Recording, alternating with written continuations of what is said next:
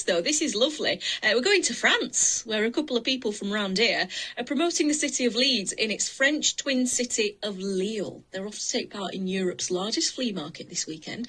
And I'm pleased to say that one of the cross-channel travellers joins me now, Richard Wilson. Morning, Richard.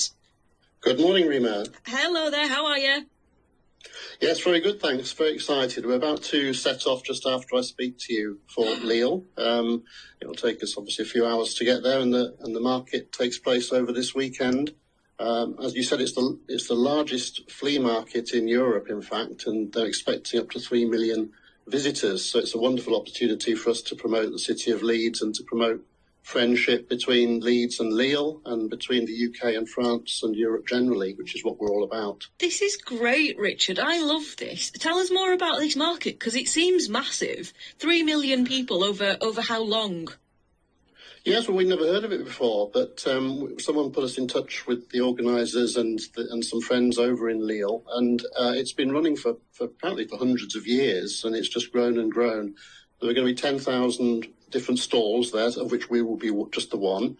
3 million visitors, and it's an annual event. It takes place on Saturday and Sunday, the first Saturday and Sunday every September each year.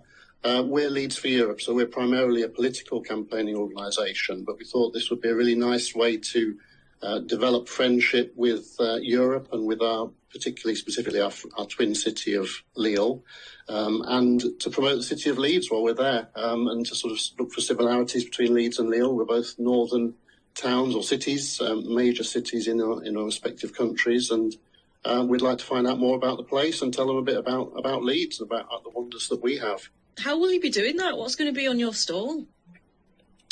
Well, we've got some promotional material about Leeds and about our cause, which is to rejoin the European Union. So we're primarily a political organisation, and we'll be going on a march in London in 3 weeks to call for rejoining the European Union. So we're interested in what French people think about the UK since Brexit, and what they think about and what they know about the UK, what they know about Leeds specifically. So it's mainly going to be about talking to people. And hopefully we can speak a bit of French, or maybe they'll speak English. I don't know how that's going to work. It's interesting with the French speaking. You've got to give it a go. Absolutely. But when I was over there, when I gave it a go, I did get some looks. I got some looks as if to say, just speak English. We'll know what you mean. I know, we're just going to have to muddle through, I think. But with 3 million people there, hopefully we'll find somebody who we can communicate with at some point over the weekend. What sort of reaction are you expecting? Because, as you say, you're a political organisation first and foremost. And, you know, there's a lot of chat about Brexit over here, and a lot of people for, a lot of people against. It's happening here. And what do you expect out there in France?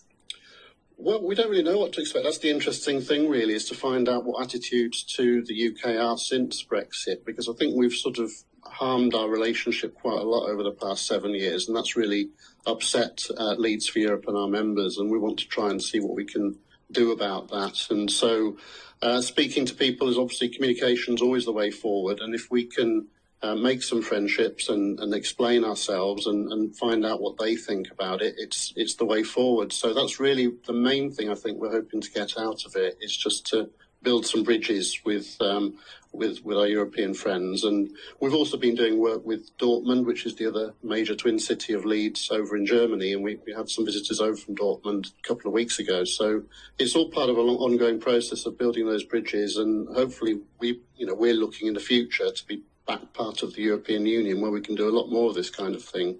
The Twin Cities is really interesting to me as well, because one of the first things that I learnt when I was at school was that we're a twin city with Dortmund, as you just mentioned, and we know that because of the Barrel Boy just outside of St John's Centre, which was a gift, wasn't it, from that city? So it's really those sorts of bonds. It sounds like that you're trying to strengthen.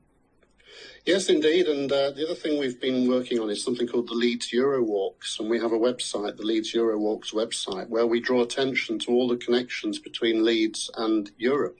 And there are so many, it's unbelievable. I mean, a lot of people will have heard of Louis Le Prince, who was a Frenchman who made the first moving pictures in the world in Leeds back in the 19th century. And there's so many fascinating places you can visit. Obviously, there's Marks of Marks and Spencer, who was a European immigrant who set up in Leeds and created that wonderful business that lasted for over 100 years. So there's so many connections between Leeds and Europe, and we're all about exploring those and showing to people the benefits of the UK being well integrated with Europe. It's really so important, and we want to get that back in the future. Richard Wilson there. Thank you so much for joining us this morning, Richard. Richard is